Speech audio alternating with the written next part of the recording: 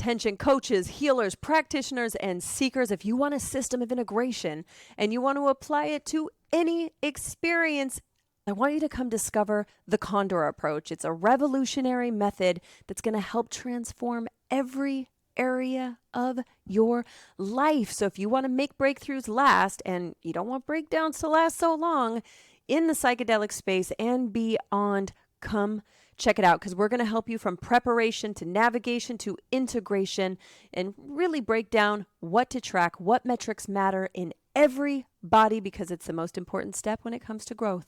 So come to the Condor Approach, condorapproach.com, and we will see you there, because you already know integration is not optional, but how you integrate is. Whether you're a life coach, therapist, biohacker, invested in wellness, or in the healthcare profession, if you have an intention to work in psychedelic spaces, you're in the right place then. If you're called, get involved. But first, get informed. Let's talk the 4 N's: intake, intention, in-space integration, leading to deeper transformations. Psychedelic Coach Podcast, Tah and Kole, walk you through the process. It's all possible. Leave space for the follow-through. Most importantly, integration is not optional.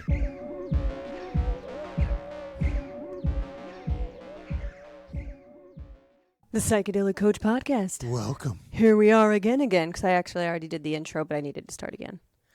We had a whole good beatbox on the last version. Oh, We can still do it. it's not going to be the same. So this is a perfect opportunity to pause, pull back, and take a physical scan Before you proceed. So today's episode, y'all, we're going to talk about the 3 Ps, one of the first things people learn in the Condor approach. And to be perfectly honest, some people don't move past the 3 Ps their first year. If you just learn this skill to pause, pull back, and take a physical scan, the power's in the pause, the possibilities in the pause, the potentials in the pause. And in essence, what we're saying here with the 3 Ps is, if you find yourself in a situation where you're getting triggered, you're reactive, you're going to go back into an argument, that kind of tripwire within yourself has been disrupted, we'll say, then that's where the opportunity for the 3 Ps, to pause, pull back, and take a physical scan. I like to say that just like in a car ride before a road trip, before the next big path you're going to take, stop and take a pee-pee. Pause and pull back. Take a physical scan. Where are you feeling it in your body, whether you're in a conversation, an argument, or whatever. So it's just stop and take a pee-pee. And if you're feeling good, take a pee-pee-pee. Pause, pull back, physical scan. And if you're feeling really good, then you can stop and take a pee-pee-pee. Pause, pull back, physical scan before you proceed, and take the bird's eye view.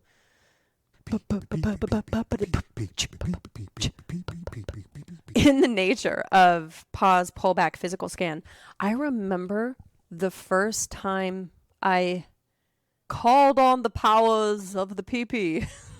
When was that, Cole?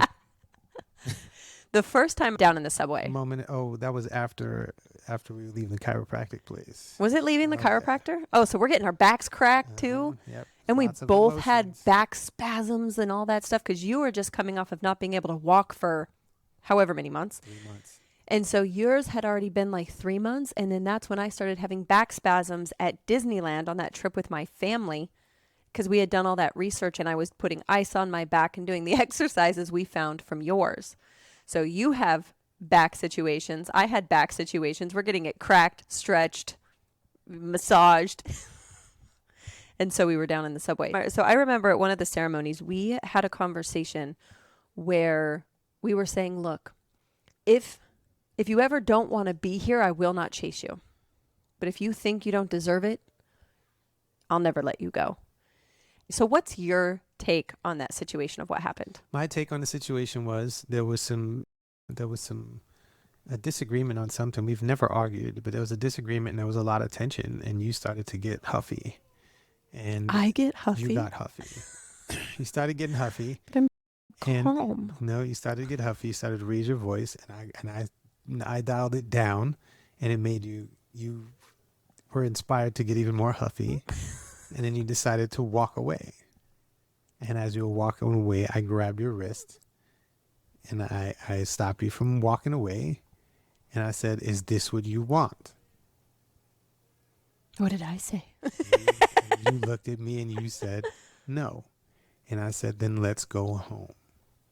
I remember. Mm-hmm. Yeah, I remember. So we were towards the end of the platform. The train was pulling up. And one part of me just wanted to run. It was like, get out of here. But as I'm turning, there was the other part of me that was like, danger, Will Robinson. Don't do this. Ream, ream, ream, ream, ream, ream. And as I turned to leave and to run, basically, you grabbed my wrist and I turned to look at you. And I knew, because that conversation we had, you looked at me and you said, is this what you want? And I felt everything. If a human could glitch, I felt like I was feeling all the constructs kind of like of what I wanted, plus the past traumas, circumstances, situations. And the only thing I could muster was no. It was like a squeak. And so you took my hand and you said, then let's go home. And you took me on the train. That was super sexy. Now you want me to grab your hand and tell you let's go more often? What it was you were standing up for me. You were not going to let me ruin it. And when we got on the train, we sat down and you put your arm around me and you pulled me in and you cuddled me and comforted me. I love you. And didn't say anything, just held me. Mm-hmm. It was beautiful. Mm-hmm. So that moment of pause changes the game.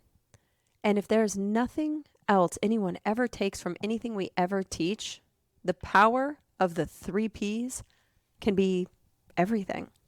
And when you program that into your nervous system, it becomes something that works on autopilot. You don't even have to think about it anymore.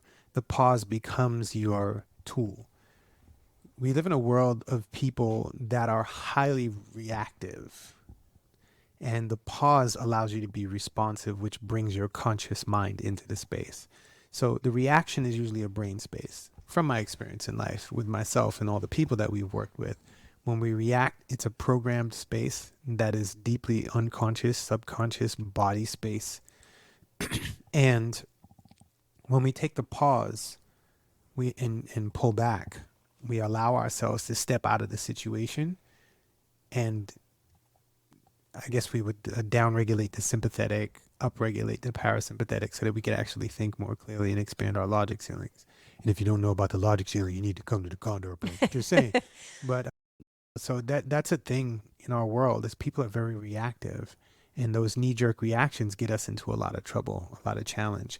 Now, whereas these knee-jerk reactions and these reactive spaces would save us if a tiger was chasing us or something like that. Cars coming, get out of the way quickly. Mm-hmm. That it's perfect in those instances. But when you're interacting with somebody that you love, that you care about, you want to build with. Mm-hmm. If your old traumas have taught you to be reactive, or you've adapted to your old traumas by being reactive, and that's the habit form, being reactive to people that you love can crush your relationship. It can crush an interaction. It can crush all kinds of stuff. And there are many people that we work with. When we were doing ceremonies and stuff, there were so many people that were just so reactive. Yeah. And they learned to be responsive. And doing that in a neuroplastic space is awesome.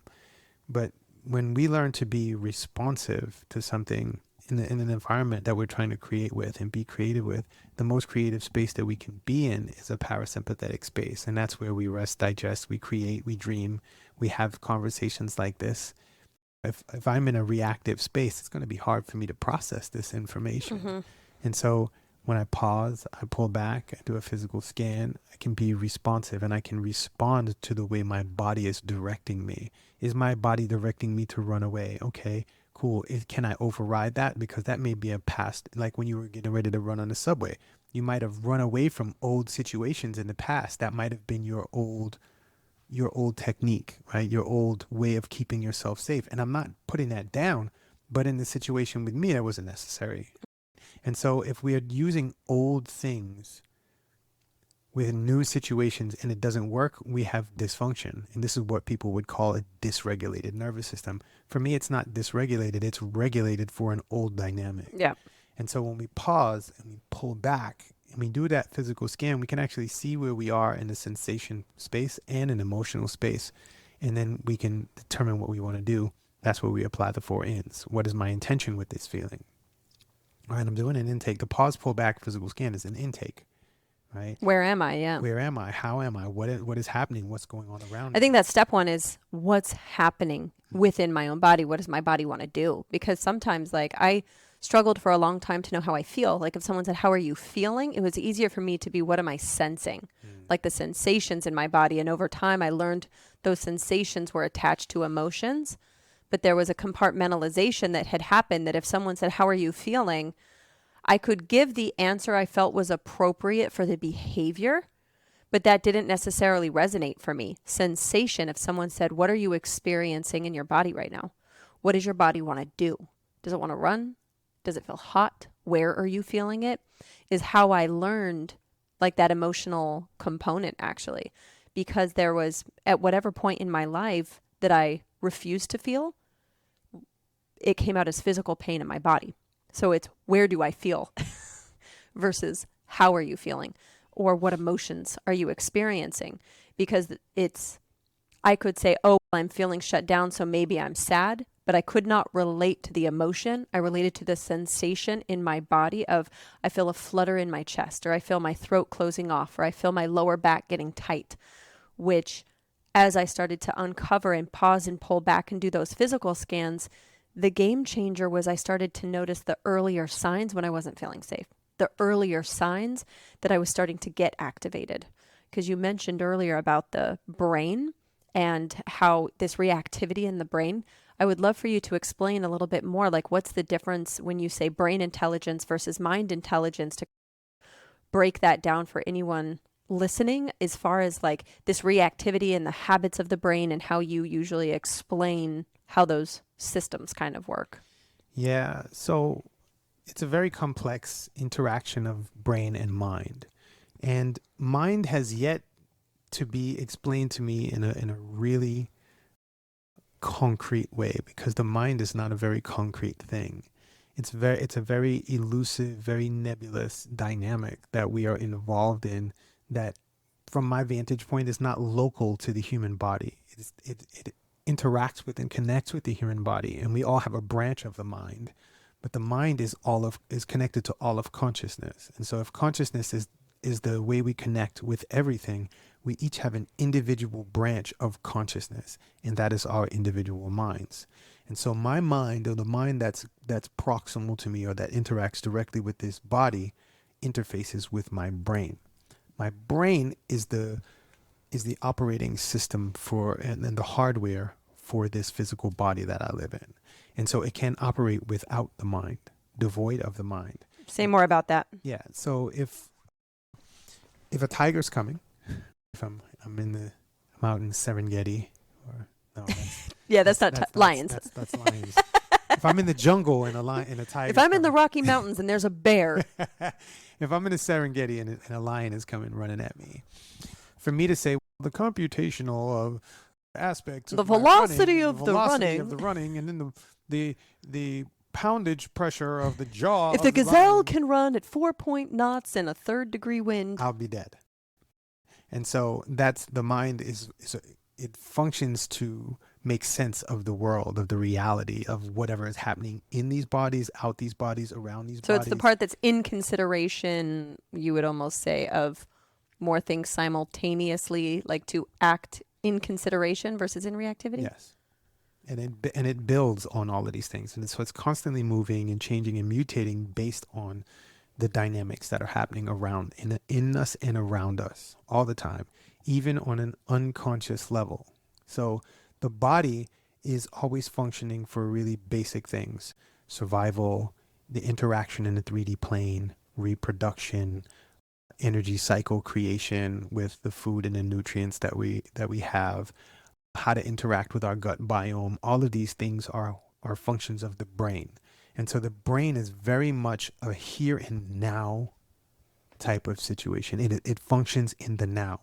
Now, the memories, there are two ways that we, from the studies that I've done, there are two ways that we interface with memory. Memory is in the mind, and it's Akashic records and all of these other types Like of consciousness. it's in the consciousness space. And then we have memories that are built into the body so that the body can recall things that have happened in the past to keep itself safe and to know the flavors of food so that it recognizes carbohydrates. Well, and poisons were built that way. But it goes beyond the current life. It goes in our DNA structure and from our ancestry. So all of these things are built into the body so that the body knows how to survive in the world and interact in the world. And so this is where we can be reactive because the body is very present, very moment of now circumstance. The thing that we have is the mind that allows us to project into the future and to look back into the past. That's something that the mind has, that the mind utilizes. The brain uses past data to move forward in the moment of now. More survival based, maybe. Survival and thrival, right? Yeah. The brain searches for pleasure, which is a thrival space. We thrive in pleasure. We thrive in ecstasy and joy. We thrive in these spaces. So the brain knows how to look for those things, but it's based off of past interactions. It's based on if a baby comes out and the mother touches the baby and the baby derives pleasure, it starts to learn how to lean into getting pleasure from the mother touching it or cooing or whatever it gets an interaction from the mother. That's brain work. So it's like the habitual brain work would be if the people that are afraid of bees because they got stung when they were little, their body reacts when something comes around them buzzing because it learned in the past, whether because someone told them or they experienced the bee sting. So it's the reactivity versus the mind part could maybe see that, 20 feet away, I'm seeing a gathering of bees and I can make a conscious decision how I want to move forward towards the bees versus a bee comes by your face and some people lose their mind. They go completely reactive and swiping and all of that stuff, which is more of a body. They're not thinking, oh my gosh, this bee's going to sting me consciously. It's more that it's like it's programmed more in the body. It's a survival thing. The brain. It's a survival thing. And human beings have a natural propensity to stay away from insects. Or snakes or dog bites if someone was bit in the past. And if you think about the human nature, we had to remember things that like made us sick because from a primal perspective, you have to remember what plants made you sick, didn't give you life. It's a very functional thing. So it's not like we want it to go away, that primal instinctual intelligence. But it's like, for me, instincts is the habits and programs in the body that's more of like the animal survival on the third dimensional plane. And intuition feels like it guides me towards things a little bit quieter. And it requires presence to be responsive and tune into that intuition, which feels like a gentler pulling towards versus the more reactivity of that brain habit, keep you alive, sustaining thing. Yeah. And when you look at human beings, the first 7 years of life are very critical. It's where we build our initial personalities that interface with the mind. Most children do things without morals, without anything. They're just doing it. They go with what's very right now. They don't understand morals. They don't understand what's right or what's wrong. We program them with the rationality of what is right and wrong. And when the mind comes on, the mind starts to come online after around age 4, right? 3, 4. That's where the mind starts to come online and a kid starts to make sense of what's right, what's wrong. How do I get this? How do I manipulate that? They start to formulate ways to interface with the mind. They've moved beyond the space where they need to survive. They need to learn how to crawl and stand up and grab food for themselves. And so now they're in a developmental space of the brain to allow the mind in more. The body will not allow the mind in to disrupt the formulation of the human body at the beginning, right? If the body needs to learn how to survive, it will formulate itself around survival. This is why kids who are beaten, kids who are abused, when they develop these hypervigilant spaces throughout their lives, or they learn how to hide all the time. This is a brain function, and it's highly functional. And so when we talk about people having these problems and why I don't understand why people are so shut down or they're so introverted, these are things that people develop from their early childhood. This is brain development. Now, when we get older and we start to say, why am I like this? That's the mind coming online, trying to rationalize what's going on with the body and why the body's doing it, if it doesn't associate with other people. All of these complex ways of interfacing and rationalizing everything is mind process. And so when we look at the body, when we look at the brain, the brain / body, because the brain is part of the body, and we look at the mind, there are two different spaces that interface with one another. And this is part of the integration of the human existence, is understanding how to interface the mind and the body with great intention. And so when we do pause, we pull back, we pause, right? Oh my gosh, I'm being reactive, right? Like I feel like I'm going to be reactive. To have the conscious awareness that you are being reactive, that you're in it, that's a skill from the gate. So if that's something that you can do, if you're listening to this and that's something that you can do, please give yourself some credit. It's the most important one. for being able to say, oh, yo, I'm triggered right now. Yeah. Or receive somebody else saying, hey, I noticed something shifted in you. And for you to be able to pause in that space and just be with it. Just hold it for a second. Be with it. Yeah. You don't have to change it. Just be with it and recognize that you are in a space that may be some old programming from eons ago, from your early life or from your parents' past. All of these things are the space where when we pause and stop being reactive, we can make serious changes in how we flow. And this, now I'm not saying if a dog's coming, pause, pull back. Take a physical scan. A foaming mouth dog is coming at you. Take a physical scan and then ask the dog, please stop. No, let your body get you to keep safety. you safe. Yeah. Don't get in the way.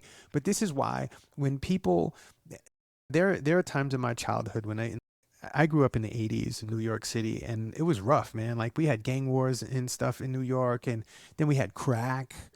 Like it was crazy. And so I was terrified to go to school. But there were times, and I was small when I was a kid. I was tiny. I didn't sprout up until my junior year of high school. I grew 5 inches. It's crazy. And people would try to take money from me and take my lunchbox and all this stuff all the time. And there were times where people would come and mess with me, and the next thing I knew, I was standing on top of somebody, some kid that was on the floor, bleeding or crying or something, and I didn't know what happened. And so another person would be like, man, you just kicked that guy's ass.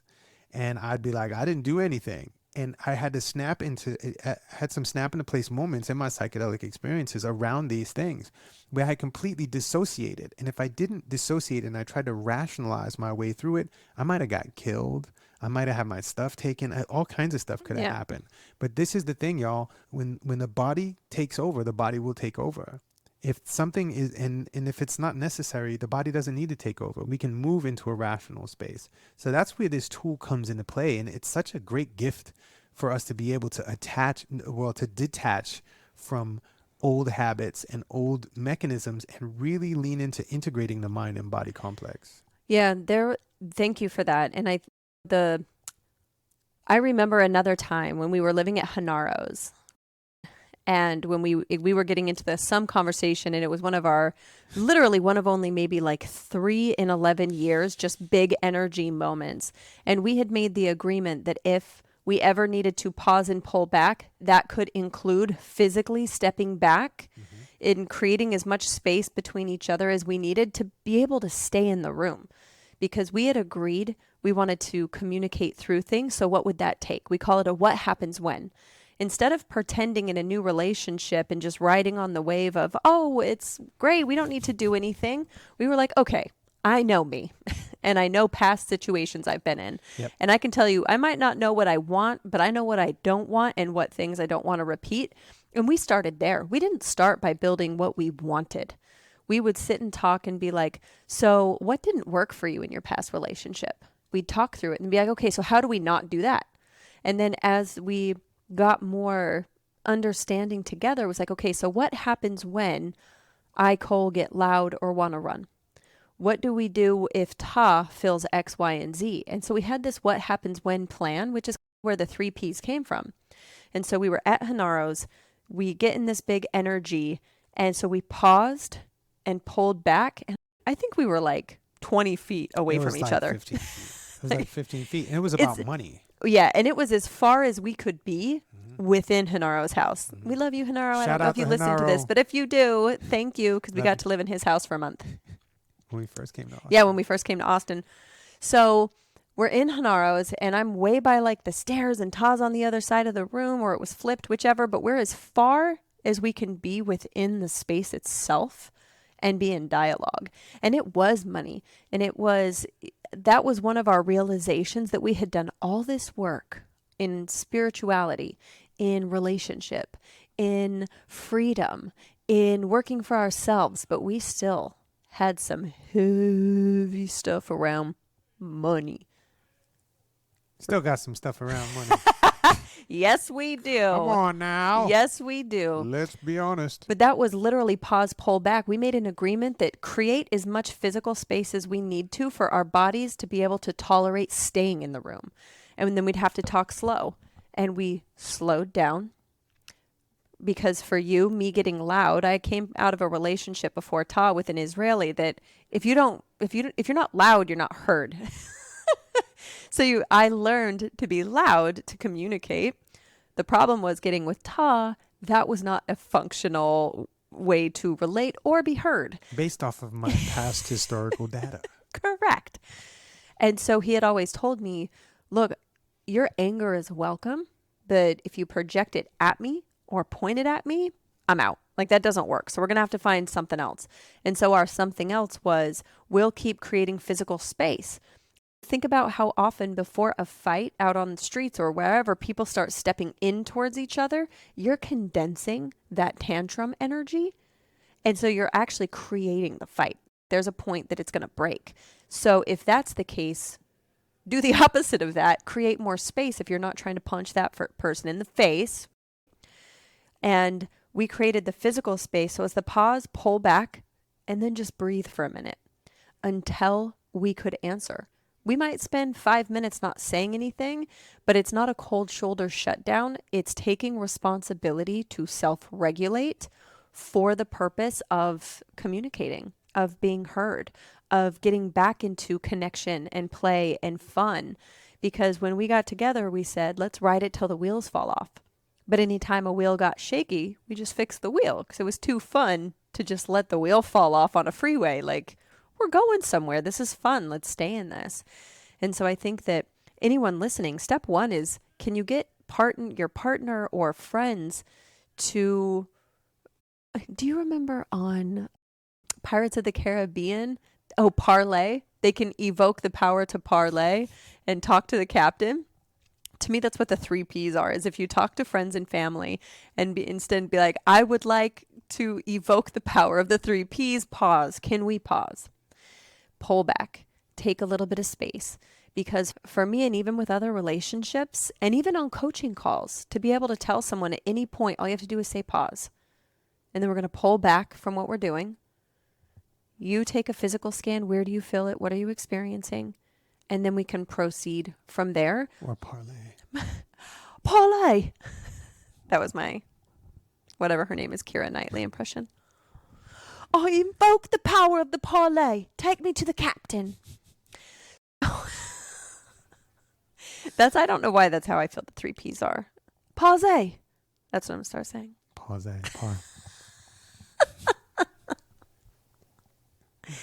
So for you with the 3 Ps, like, how else would you describe, let's say you had 2 minutes in an elevator and you were going to explain the 3 Ps to someone and what it serves or how they could use it. How would you break down the way someone could utilize the 3 Ps in 2 minutes? Give me a situation, a thought that they're having, and then how the action of the 3 Ps would work. So you're asking me for an elevator pitch, or you're asking me about something that would happen in an elevator? Either way. Let's say you get on an elevator and it's in an old building and there's 7 people in the elevator and there's a 10 people maximum and the elevator stops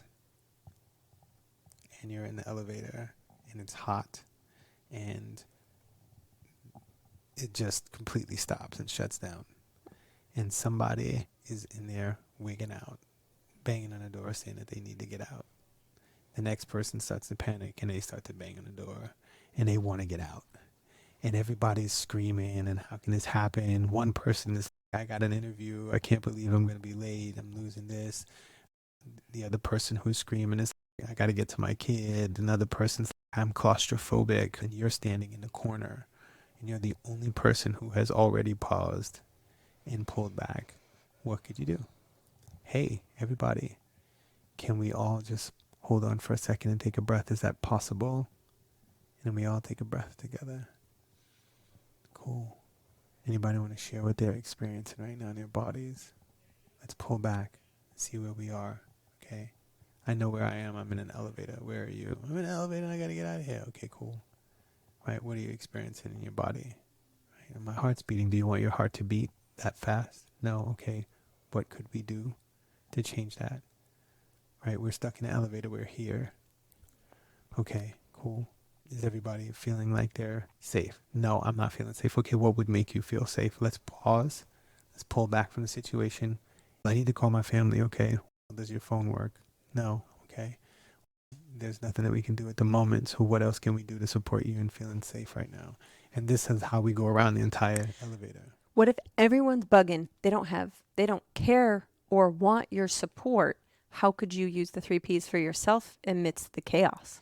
Yeah, I back myself into a corner.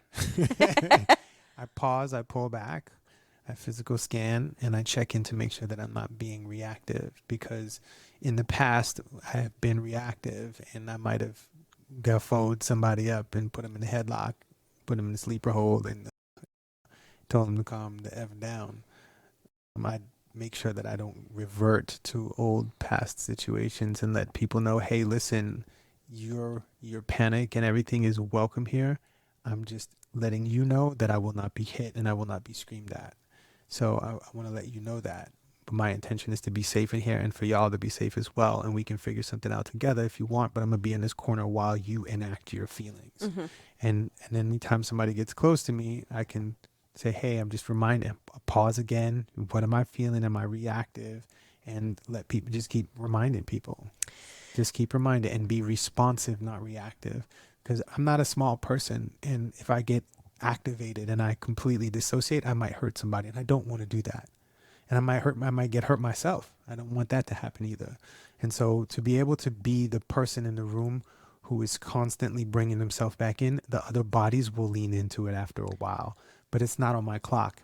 Depending on how somebody else's nervous system has been regulated over the course of their lives or has been patterned over the course of their lives, I don't know how long it's going to take a person to tone down or to tune down.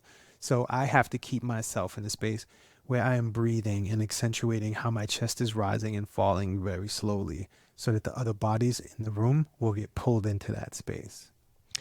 Yeah, I think so often they'll try something like the 3 Ps and say it didn't work because they tried at a Thanksgiving to tell their family to, hey, can we just pause?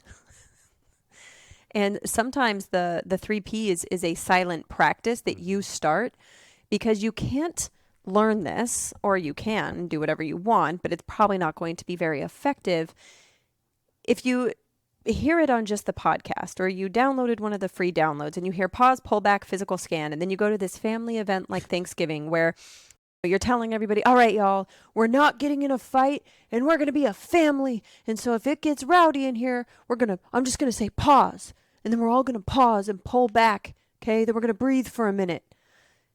A lot of people think that's malarkey. Okay. If they've never done it before, they're not going to take you seriously. And so initially the 3 Ps can be a private, quiet, personal practice of not getting sucked into other people's drama to where, oh, you notice it's after 9:00 and they just cracked open another bottle of wine, or you've got the one cousin that always starts stuff coming in or whatever. Wait, are we at my... What's going on? So the pause pullback is that moment when you decide to not participate and go down this rabbit hole of reactivity with the rest of your family or people at your job or whatever. And it's something that if you continue to practice, you will change the people around you, because they can't, if it's just you and one other person, they can't fight with themselves. They'll try, but it's almost like when people initially see that you're pausing and pulling back and not getting sucked in, it's almost like they work harder to push more buttons to see if they can get you to crack, and not even like consciously. Sometimes it is consciously. No, sometimes it's consciously. I'm saying that sometimes it's not even conscious that they're pushing and probing to. The thing is, in their body, that reactivity is what they know, which feels safer than some version of you that's not participating in the trauma or drama or situation. And so it feels safer for you to act the way that they know you to act. Because when someone goes for a psychedelic journey or they come back from a transformational experience, whether it's Tony Robbins or a silent meditation, and you're different, approach. Especially the Condor approach, because you can actually explain it.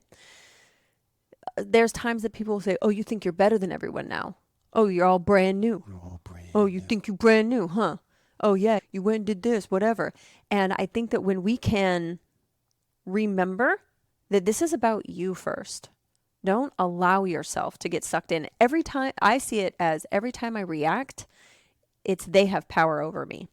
And which that was a lot of how I lived my life, was to prove other people wrong for a really long time. And so the idea of anyone having any control over me to make me reactive drove me to a lot of my self-exploration, because I could only compartmentalize and repress it and oppress it for so long.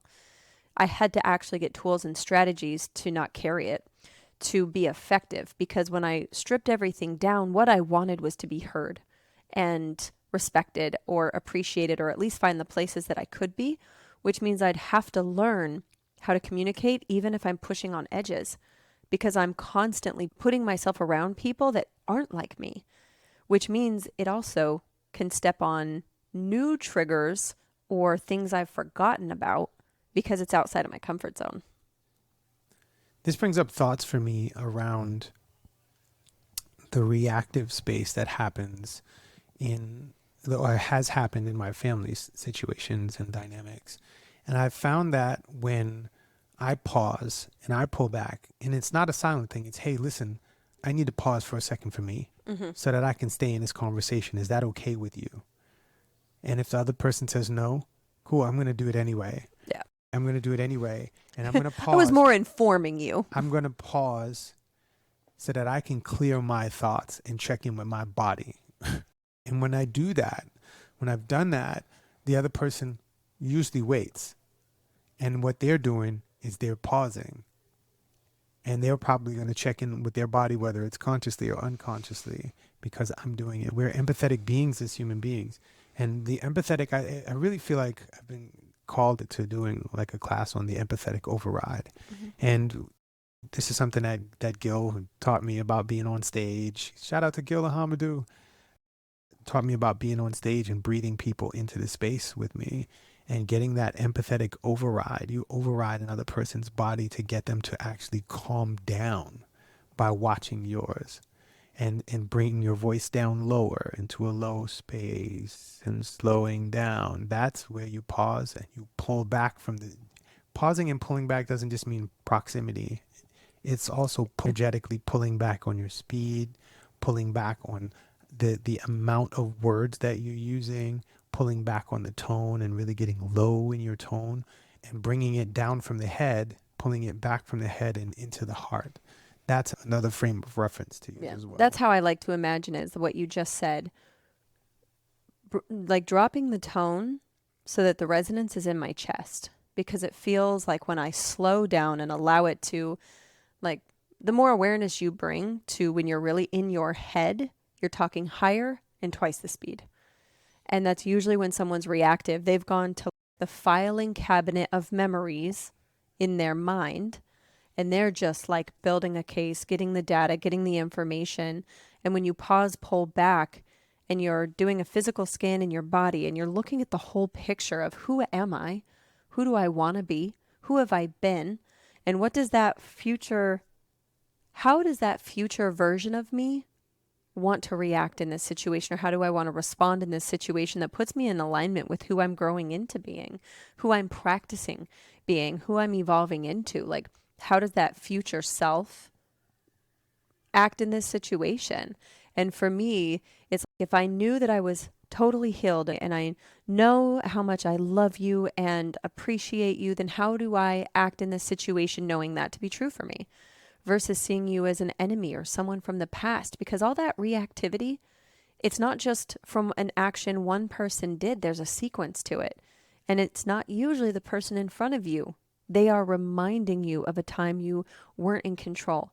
that you felt hurt, that you felt betrayed or alone. That's why it's such a very charged thing. Because even in an adult relationship, if someone goes outside of the relationship or has something like that happen, the person that might be feeling the hurt or betrayal, that's still coming from somewhere else. They either felt betrayed in the past. They said, oh, this is what men do, or this is what women do, or this is what people on their second marriage, or whatever stories are attached to it. And I love what Paul Mark always says, that if there's a charge, you're not done with it yet. And whatever's bringing it up, if we pause and pull back and look at what is our intention together, do an inventory of where we are, where we want to go, are we really going to blow up this entire thing for this moment? For me, the answer has always been absolutely not. Am I feeling hurt? Yes. Am I feeling maybe not heard? Yes. Am I, whatever those experiences happening within me? And when I can slow down, I already know you want to hear me. I already know you want me to feel safe, connected, and fulfilled. So the pause and pull back is also, I feel like, us working as a team to self-regulate so that we can come back together and communicate effectively. And I watch it with parents and kids too, that when the parent can pause and not react to, say, a tantrum and regulate, it takes practice. That's why I love ice baths and cold exposure, because I feel like my body reacts to the cold, and I can practice regulating, not to fight the cold, not to stay in no matter what, but reach a point where I can relax into it and see that there's not a threat. And it's something that we do now with bees and bugs around. The fact that a bee will come around now, if I feel my senses go up at all, my sole goal is to go back to a regulated, calm state, and they almost always just fly away after that. And it's fascinating when you look at the instincts of animals. Bees and hornets, because they are, this is something I'm making up. I have no evidence. I've not studied bees or hornets. But my assumptions with insect that colonizes the way that it does and is in community the way that it is, they can sense our stress hormones. So if I'm getting more reactive, the likelihood that other being that is built to pay attention to the environment to keep the hive safe, keep the other beings in its colony safe, it's going to be more reactive to that hormone, to that stress energy. Because that's why a lot of beekeepers don't even have to wear any of that gear, because they know how to work with bees. And I'm assuming those are the same people that know how to regulate their nervous system so that they're not a threat to the hive. Yeah, they know how to adjust their nervous system for it. It's the same thing with dogs. It's the same thing with any kind of anything in nature. Mm-hmm. The animals can smell very keenly, and bees are no different. So I believe there are studies on bees being able to dive into frequency spaces. It's not even just hormones and pheromones. Pheromones are hormones, right? It's the frequency of the person and how they're vibrating based off of their hormone patterns and their hormone mixes. There's so much that we could dive into with all of this stuff around pause, pull back, physical scan. It's such an amazing tool set. And most of our coaches lean all the way into this. Have you pause, pull back, physical scan. Yeah. When we did surveys on stuff, this was probably the most popular tool. I never knew that there was so much power in the pause. And it's pause, pull back, physical scan, proceed, and play. Are you playing with the environment? How are you playing? How are you interacting with the environment is a very important consideration with all the work that we do. Mm-hmm. And being in the Condor approach and having this over and over again, like we constantly bring people back to this over and over again so that it becomes something that's in the forefront of their brains. And when we're programming, it's not just a mental thing, it's a physiological program that we're actually creating in the nervous system. Physiological program that we're creating in the nervous system. And by doing it over and over again, the body gets used to it. And so it becomes a habit. And They say in marketing it takes 7 times before you start to recognize something on auto. You can recognize it on autopilot.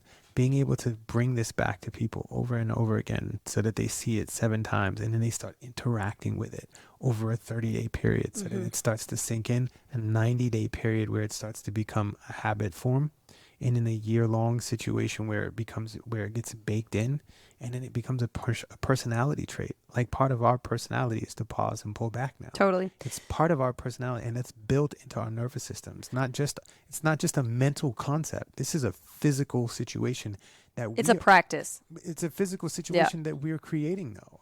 And this is our new habit by choice, especially in a psychedelic experience too. People react all the time.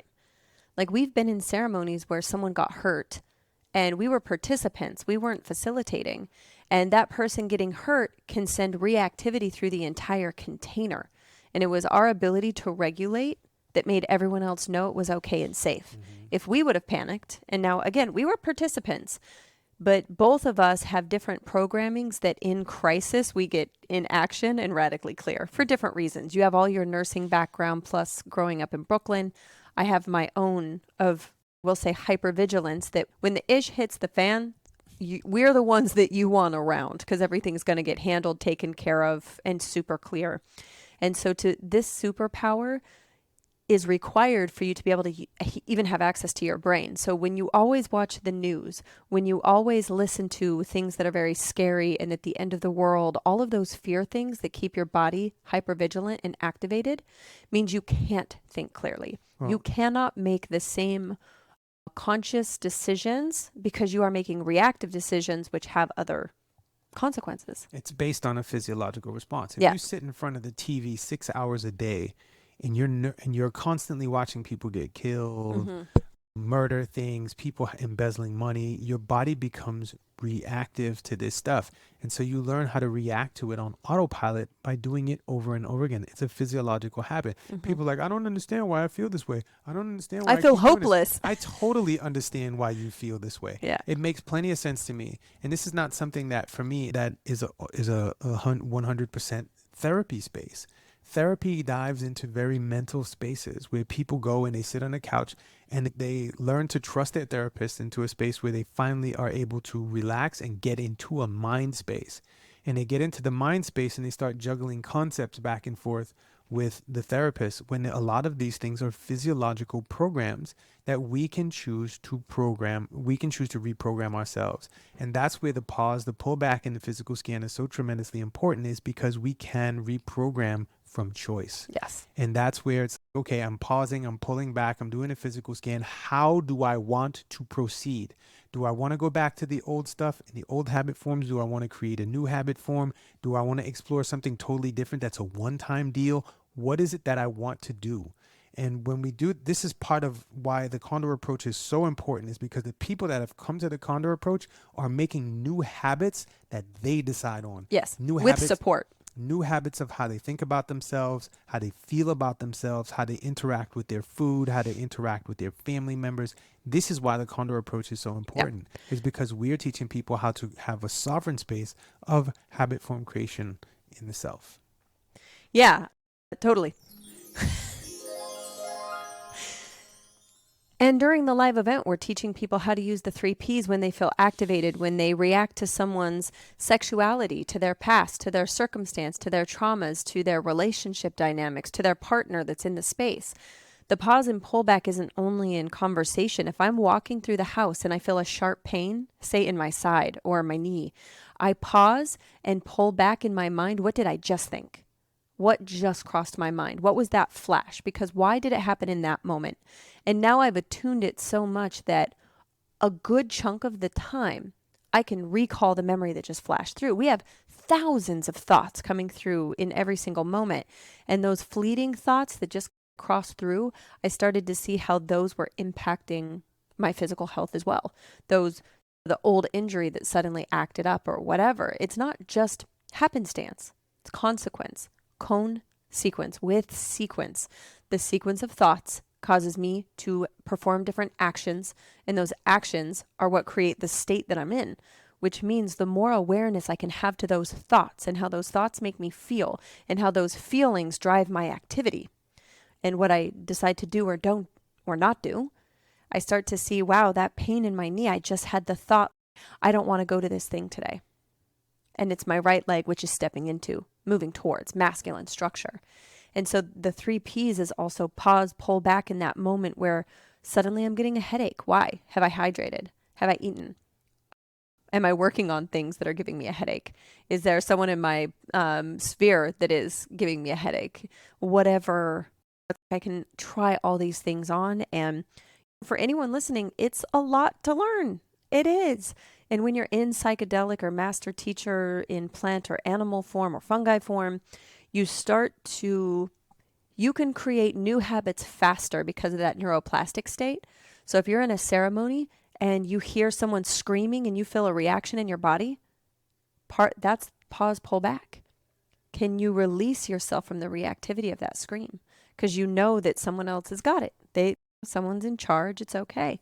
Instead of you going to rescue. Most of what people are doing is trying to change the emotions of another person to make themselves feel better. So if someone in the room is angry, then the partner might be people pleasing because they're uncomfortable with the anger. Yep. Can't change people's emotions, fam. No. Can't do it. You can only change your reaction to their state and their emotions. That's behavior. That's behavior. And when I look at how often I was entering into, say, if I was at work and the boss was in a bad mood, how that impacted my behavior. If the boss was in a good mood, how that impacted my behavior. How in past relationships, if I wasn't in a good place, they try to help, it doesn't quote unquote work, then they're in a bad place because I'm in a bad place, and vice versa. And it's something I'm so grateful in our relationship, Tah, is that we're continually bringing it back around and reminding each other, my happiness is not your responsibility. And you'll come and you'll ask me if there's anything that I need. And if I tell you no, then you are free to Deuces.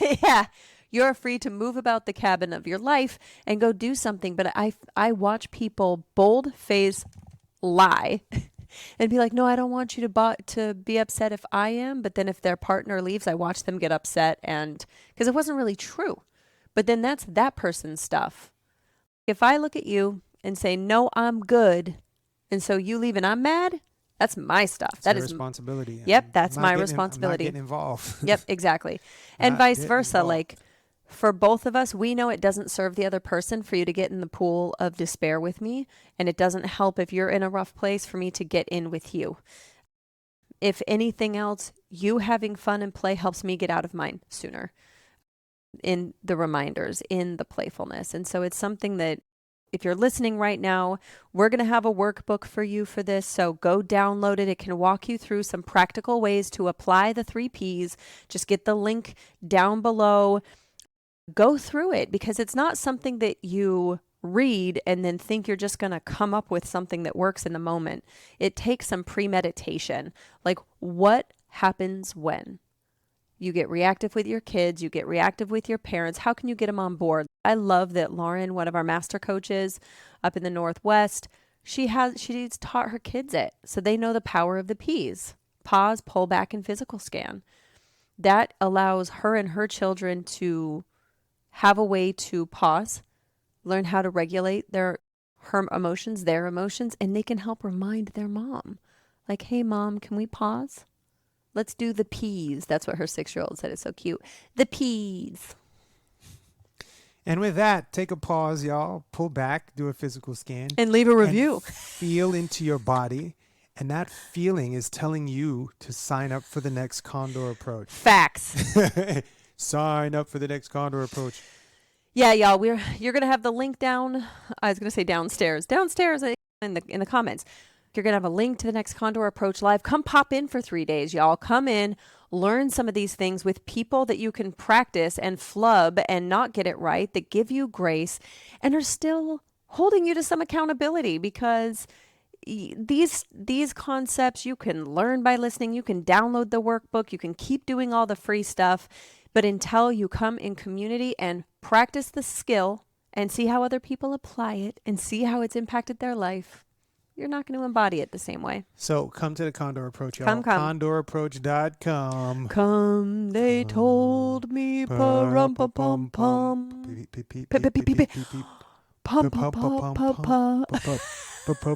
Pause, pull back, and physical scan. Pum.